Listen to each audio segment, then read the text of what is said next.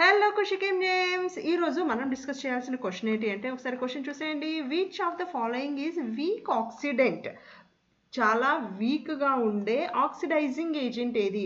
పక్కన వాటిని ఆక్సిడైజ్ చేయాలి అంటే ఇది రెడ్యూస్ అవ్వాలి. ఇది రెడ్యూస్ అవ్వాలి అంటే ఎలక్ట్రాన్ని యాక్సెప్ట్ చేయాలి.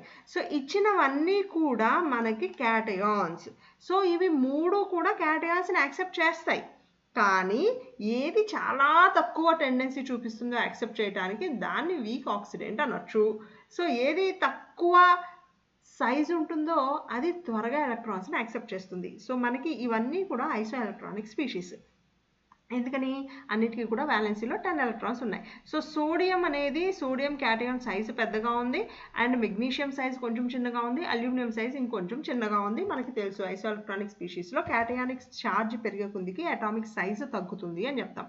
సో ఇప్పుడు ఏది వీక్ ఆక్సిడెంట్, ఏది చాలా లేట్గా ఎలక్ట్రాన్స్ని యాక్సెప్ట్ చేస్తుంది అంటే రైట్ ఆన్సర్ వచ్చేసి Na+.